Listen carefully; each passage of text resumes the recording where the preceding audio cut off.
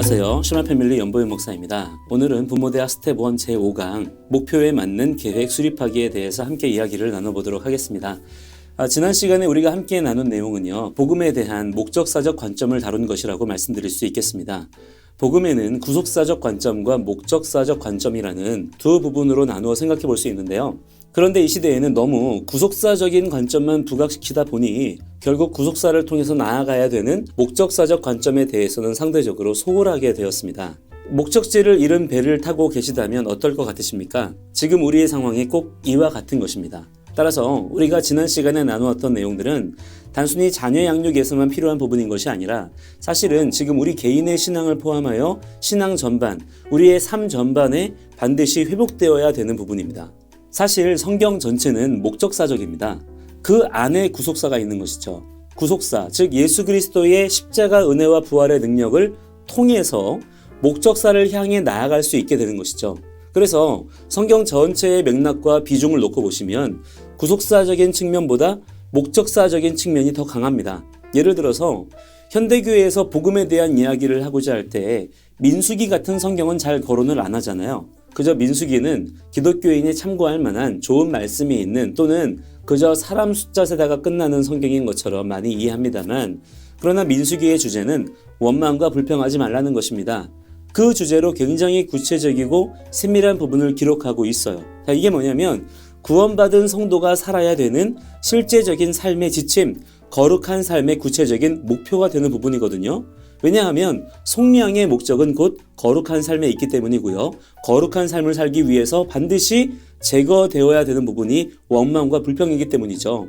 그러나 이 시대에는 복음 혹은 구원하면 밑도 끝도 없이 그냥 십자가, 보혈, 속죄함, 천국만을 외치고 있으니 우리 스스로도 확신이 없고 세상 사람들도 우리를 그저 맹목적인 종교인들로만 이해하고 있는 것이죠. 사실 기독교는 굉장히 강력하고 구체적인 세계관을 가지고 있습니다. 그래서 사도 바울은 당시 최고의 헬라 철학자들과 복음을 가지고 논쟁할 수 있었던 거예요. 그러나 과연 지금 우리는 어떻습니까? 복음에 대해서 어떠한 이야기들을 우리가 말할 수 있습니까? 그러다 보니 우리 자녀들에게조차 복음을 가르칠 수가 없는 것입니다. 너무 맹목적인 것이고 논리적 개연성이 없는 것이죠. 자, 이 부분은 대단히 중요합니다. 논리적인 측면은요, 하나님이 창조하신 우리 뇌의 가장 중요하고 핵심적인 기능 중에 하나예요. 논리적인 개연성이 없으면 우리의 뇌는 그 내용을 절대 사실로 받아들이지 않고요, 신뢰하지 못합니다. 감정적인 측면, 어떤 종교적인 신념으로 그거를 얼마간 누를 수는 있겠지만 결국에는 그 불신, 그 불안한 마음이 터져 나오게 되는 거예요. 지금 이 시대의 다음 세대의 재앙은 그런 부분으로 발생한 것입니다. 즉 우리 부모 세대가 자녀 세대에게 복음을 가르치는 일에 충분히 설득력이 없었던 것이고요. 구체적이지 않았던 거예요. 일단 논리적 개연성이 부족했던 것이고 결정적으로는 우리 부모 세대의 말과 행동부터가 너무 달랐던 것입니다. 그러면 왜 우리는 말과 행동이 달랐을까요? 우리 스스로에게도 복음에 대한 논리적 개연성, 즉 다시 말하면 왜 구원받아야 되는가? 우리는 지금 어디로 가고 있는가? 우리는 무엇을 하며 살아가야 되는가? 그것이 무슨 의미가 있는가? 이런 부분들에 대해서 구체적으로 생각해보지 않은 것이죠. 이것이 계속 되풀이되고 있는 것입니다. 이제는 이 고리를 끊어야 합니다. 이제부터라도 우리가 복음에 대한 목적사적인 측면에 대해서 더 많은 관심을 가지고 구원받은 성도들이 어떻게 살아야 될 것인지 먼저는 우리 스스로가 더 깊이 생각해 봐야 되는 것이고요. 그리고 그 삶을 우리 자녀들에게 또 우리 이웃들에게 가르쳐 지키게 할 수 있는 그런 준비들이 되어야 되는 거예요. 그런 부분으로 우리가 지난 시간에 자녀 교육의 목표를 분명히 하라 말씀드렸던 것입니다. 그런데 그렇게만 말씀드리면 좋은 얘기인 것 같긴 하지만 대단히 막연하잖아요. 누가 모릅니까? 당연히 좋은 목표를 세우면 좋겠죠. 그러면 뭘 어떻게 하란 말일까요? 그래서 오늘 이야기가 이어져야 되는 것입니다. 목표를 세웠다면 그 목표에 맞는 계획이 수립되어져야 된다는 것이죠. 우리가 이제까지 자녀들에 대한 여러 선한 의도를 가지고 있었음에도 계속해서 실패만 해온 이유가 바로 여기에 있습니다. 자녀 교육에 대한 구체적인 목표를 세워본 일도 없고 그러니 당연히 구체적인 계획들도 세워본 적이 없었던 것이죠. 그저 기르기만 했어요. 밥만 먹이고 필요한 것만 사주고 후견인 역할만 해주신 것이죠. 하나님은요, 독생자 예수님께 대해서 분명한 목표가 있으셨고요. 그 세부적인 계획들까지도 다 가지고 계셨습니다. 그래서 신실한 아버지로서 아들의 십자가 죽음과 부활을 이끄실 수 있었던 것이고 책임지실 수 있었던 거예요. 우리가 하나님 아버지와 아들 예수님의 관계 안에서 배워야 된다 그랬죠? 자, 이런 부분들이 반드시 우리 부모님들의 삶 가운데도 회복되어져야 되는 것이고 풀어져야 되는 것입니다. 먼저 오늘 주제 말씀 베드로후서 1장 5절 말씀을 함께 읽어보시죠. 그러므로 너희가 더욱 힘써 너희 믿음의 덕을 덕에 지식을. 믿음, 그 신앙과 영성 위에. 자, 이 위에라는 말이 무슨 말이냐면 그 방향성을 말하는 거예요. 이 믿음이라고 하는 것이 어디로 연결되어야 되느냐? 덕으로 연결되어야 된다. 이 덕이라고 하는 것은 착한 행실, 양심, 더 구체적으로는 하나님의 말씀, 즉 율법을 준수하는 삶을 말하는 겁니다. 그러니까 우리의 신앙이 맹목적이어서는 안 된다는 것이죠. 구체적인 우리의 삶의 행동 지침으로 연결이 되어져야 된다는 거예요. 먼저 1번에 보시면 구체적인 계획이 열매를 만들어낸다 그랬습니다. 자, 계획이 없으면요, 아무리 좋은 목표라 해도 그것을 실행하거나 실천할 수 있는 힘이 없습니다. 따라서 계획은요, 반드시 구체적이어야 합니다. 그렇기 때문에 먼저는 목표를 세우고 그 목표에 대해서 깊이 생각하는 시간들이 필수적으로 필요합니다. 그냥 쉽게 생각하시면 안 돼요. 아무것도 간단한 게 없습니다. 예를 들어서 말씀 암송을 시켜야겠다. 좋은 목표고 좋은 계획이죠? 그런데 되게 막연하잖아요. 그래서 이 생각을 붙잡고 씨름을 해야 돼요. 왜 말씀 암송을 해야 되지? 뭐부터 해야 되지? 아이가 많이 힘들어할 텐데 그럴 땐 어떻게 할까? 아, 내가 먼저 해봐야 되겠다. 그래야 알겠구나. 이런 식으로 여러 가지 구체적인 생각들로 확장시켜야 되는 거예요. 그렇지 않고 그냥 누구 따라하는 식으로 하거나 맹목적으로 하는 경우에는 시쳇말로 약발이 얼마 못 갑니다.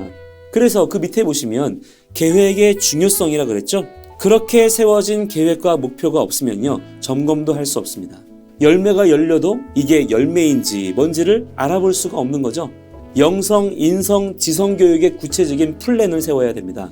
당장 뭔가를 급하게 하려고만 하지 마시고 충분히 생각하는 시간을 가지세요. 그리고 그러한 구체적인 플랜이 세워지기 위해서는 무엇보다도 먼저 우선적으로 목표부터 제대로 세워야 됩니다. 우리가 지난 시간에 그 부분을 함께 나누었죠? 지난 시간에 배운 내용들을 충분히 숙지하시고 반복하시는 시간들이 그래서 필요한 거예요. 큰 목표를 먼저 정하고 그 다음에 그 목표에 따르는 구체적인 내용을 수립하시라는 것입니다. 두 번째, 믿음, 신앙 그랬고요. 그 옆에 써넣으세요. 암송교육 이렇게 써넣으세요. 자, 신앙교육의 가장 기본이 되는 것은 암송교육입니다. 자, 이것을 구체적인 플랜으로 세우시는 거예요. 지금 이 시대 가운데 큐티라든가 또 여러 가지 수련회라든가 여러 형태의 제자훈련 프로그램 등이 난무하고 있습니다만 엄밀히 말해서 이러한 모든 것들은 4세기 이후에 교회 안에 들어온 영지주의적인 요소들 또는 로마의 태양신 숭배 사상 등을 비롯한 이교문화, 특히 가톨릭의 영향을 받아서 만들어진 부분들이 많습니다. 물론 그러한 것들을 통해서도 얼마간의 유익을 얻을 수는 있겠습니다만 그러나 사실 하나님께서 성경을 통해 그분의 백성들에게 가르쳐 주신 신앙생활의 방법론은요, 말씀을 소리내어 암송하는 것이었어요.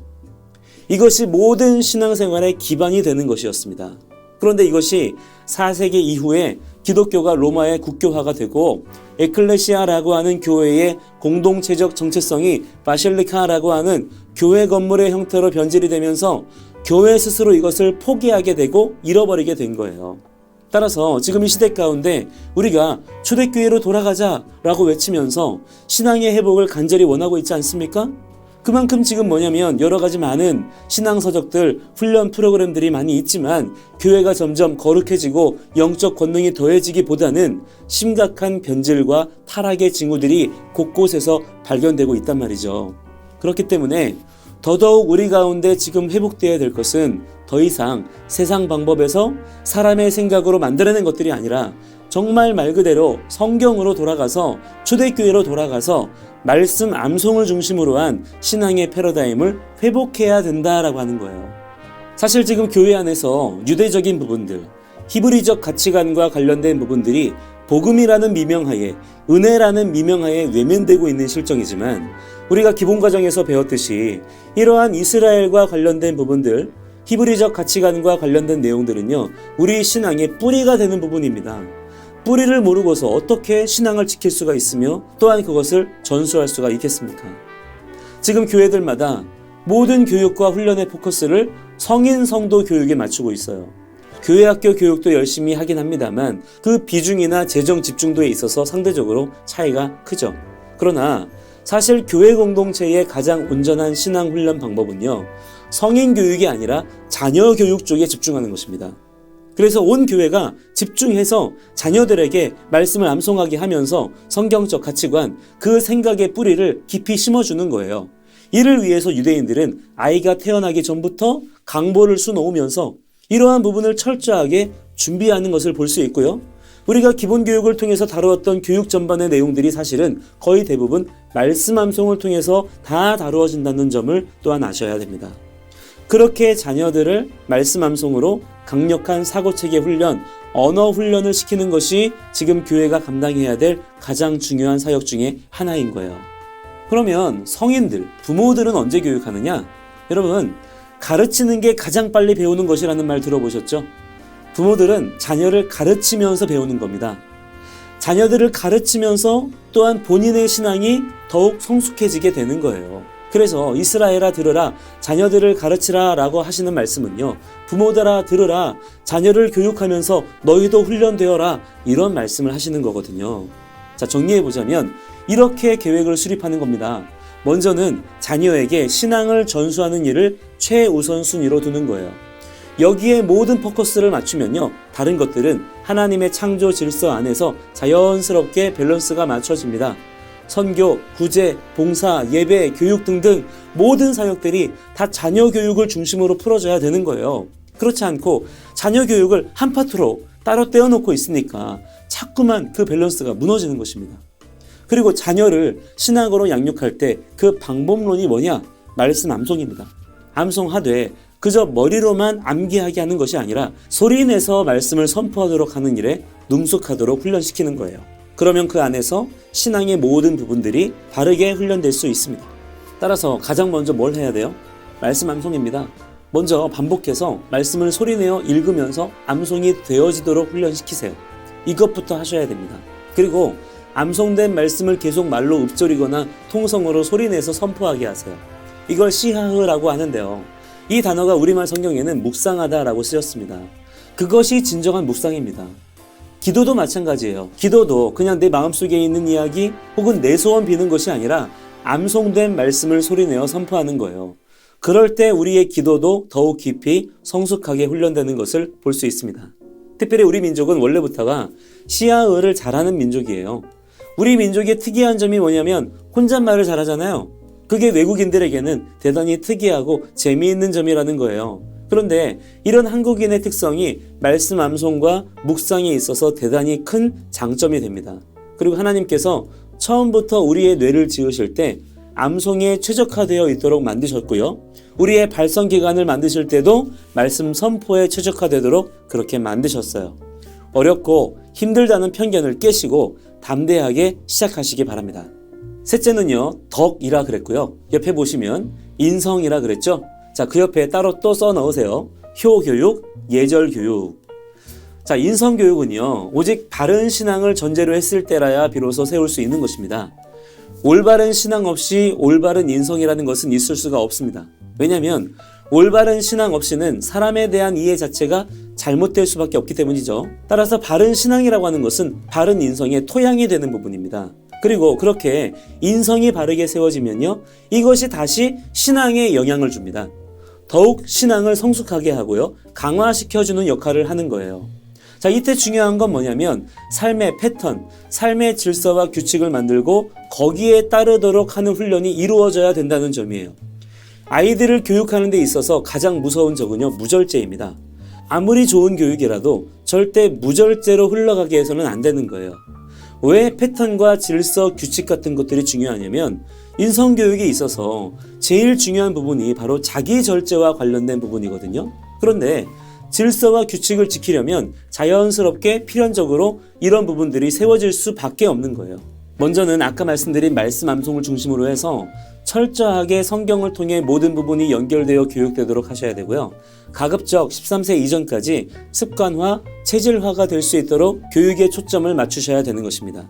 그렇지 않고 그냥 단순히 할 줄 아는 정도의 선에서 머물러 버리면 안 됩니다. 대부분의 실수가 여기에서 일어나요. 따라서 반드시 체질화, 습관화가 될 수 있도록 교육하시고요. 이 부분이 말씀 암송으로 그렇게 진행이 되어지면 영성과 함께 인성이라고 하는 부분도 동시에 잡아가실 수가 있습니다. 네 번째는요, 지식입니다. 옆에다가 이렇게 써놓으세요. 1+2 교육, 지혜, 암송, 디베이트. 초등 고학년에 해당하는 연령부터는요, 본격적으로 학습적인 부분을 강화시켜 주실 필요가 있습니다. 그 전에는 학습보다는 말씀 암송을 중심으로 한 신앙교육, 인성교육 쪽에 집중해 주시고요. 물론 초등 고학년 연령 이후에도 말씀 암송과 신앙교육, 인성교육은 계속해서 진행되어야 되지만 그만큼 충분히 그동안 훈련되어 왔다면 이제는 그 기반이 쌓여 있을 거 아니에요. 그 기반 위에서 실력적인 부분을 쌓는 훈련을 더 해야 될 필요가 있는 것이죠. 그런데 이때 학습적인 부분을 강화시키라고 했다고 해서 기다렸다는 듯이 그때부터 국영수 학원 보내고 문제집 풀고 그냥 시험 공부나 시키고 이런 게 아닙니다. 먼저는 지혜교육의 측면으로 접근해야 된다고 말씀드렸죠. 요즘 우리 아이들이요, 헛똑똑이들은 많은데 지혜로운 자들을 찾아보기가 어렵습니다. 그러면 왜 지혜로운 아이들이 없을까요? 교육을 안 해서 지혜가 없는 것이지 교육을 하면 없던 지혜가 생겨납니다. 먼저는요, 언어 능력에 집중시키세요. 이때 언어 능력이라 함은 어떤 문법 교육이나 회화 교육, 시험을 보게 하고 그런 것들이 아닙니다. 교육의 패러다임을 정말 이제 바꾸셔야 됩니다. 전혀 새롭게 원점에서부터 모든 교육을 생각하셔야 돼요. 언어 능력에 집중한다는 것은 읽기, 낭독하기, 쓰기 훈련을 말하는 거예요.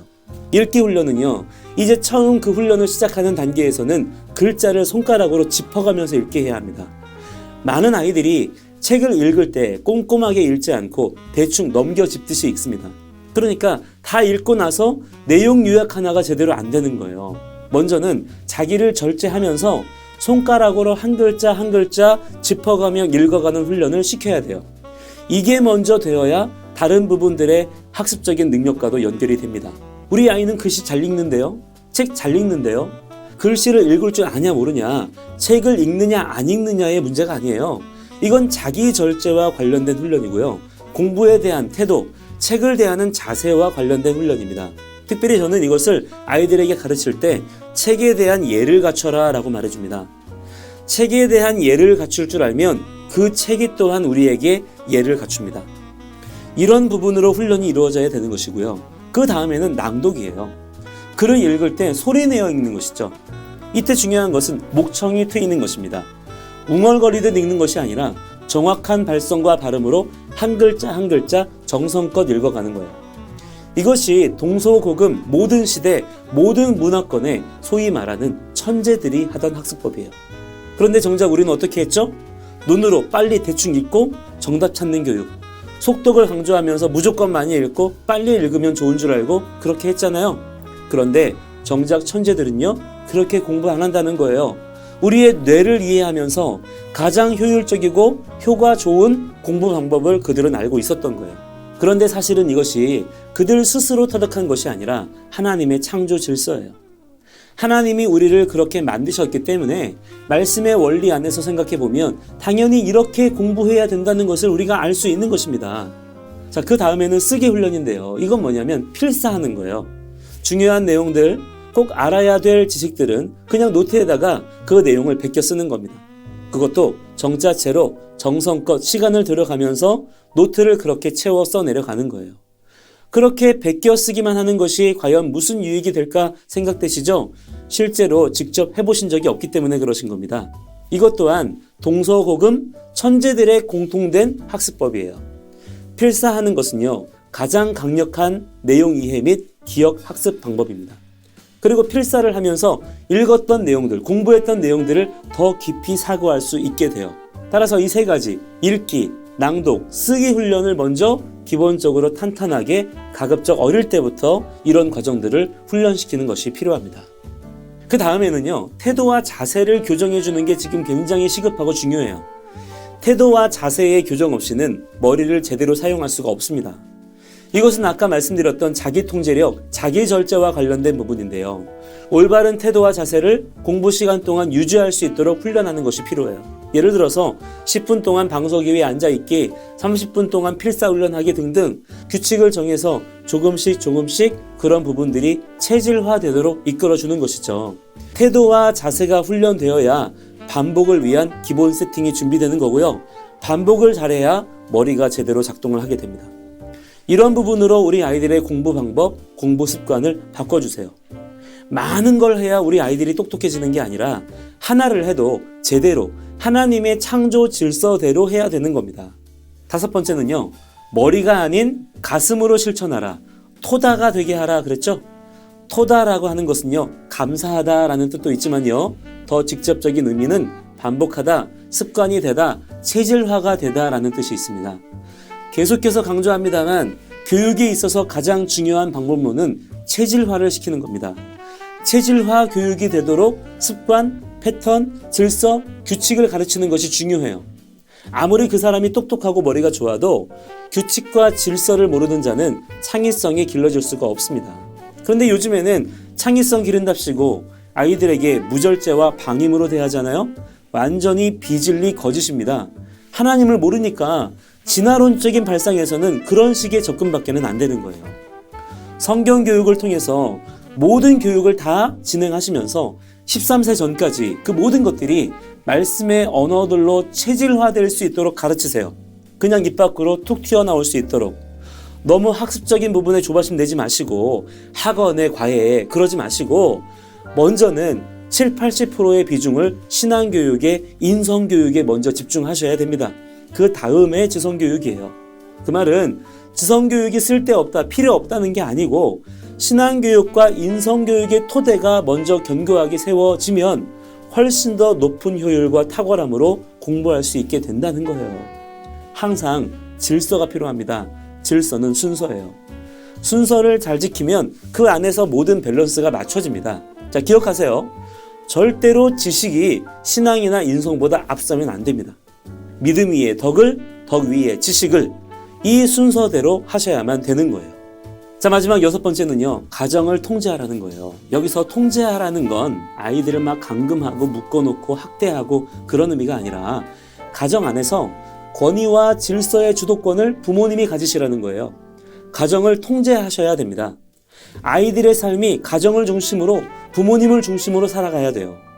그런데 지금 이 시대 가운데 가정에서부터 아이들이 통제가 안 되니까 학교에서도 통제가 안 되고 사회에서도 다음 세대 문제를 어떻게 손댈 수가 없는 거예요.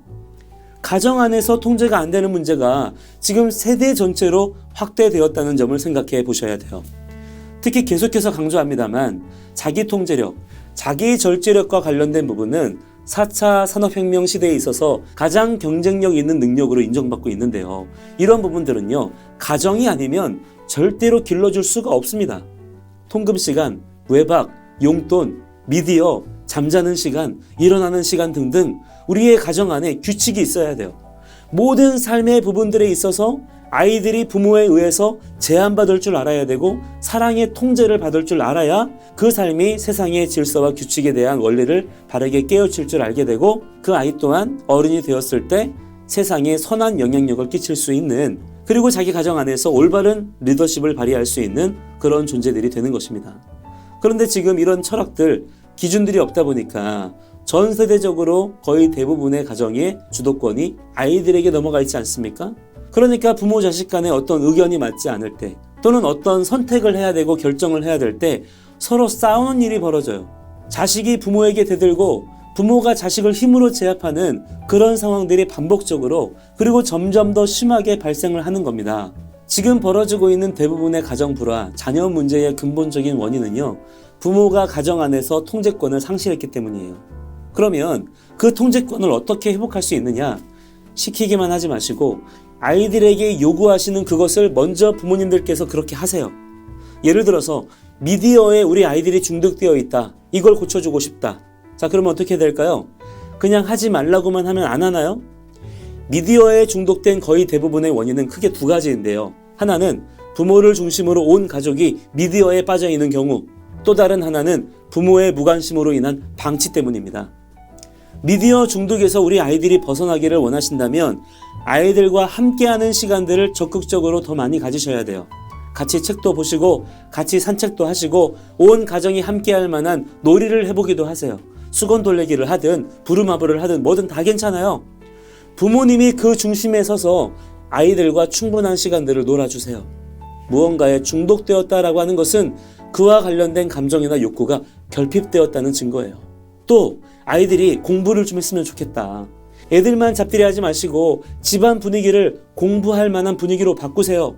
부모님이 먼저 책 보시고 공부하시고 무언가에 집중하시는 모습을 보여주세요. 그러면요, 그러한 부모의 모습을 통해 아이들이 권위를 느끼기 시작하고요, 흥미를 갖기 시작합니다. 아이들은요, 부모에게 집중하고 있어요. 부모의 일거수일투족을 카피합니다. 100% 정확하진 않을 수 있지만 대개는 우리 아이들을 보면요, 그 가정의 분위기, 특히 그 부모님이 집에서 어떻게 지내시는지 대충 짐작할 수 있어요. 우리가 이런 부분에 대한 자각을 가지고 깨어 있어야 되는 거예요. 그래야 우리 자녀에 대한 삶의 통제권을 가질 수 있는 거고요. 그 통제권이 확립된 상태에서라야 비로소 가르침이라고 하는 것이 들어갈 수가 있다라고 하는 것입니다. 자, 오늘 강의는 여기에서 마무리하도록 하겠습니다. 한 주간 동안 믿음으로 승리하세요. 감사합니다.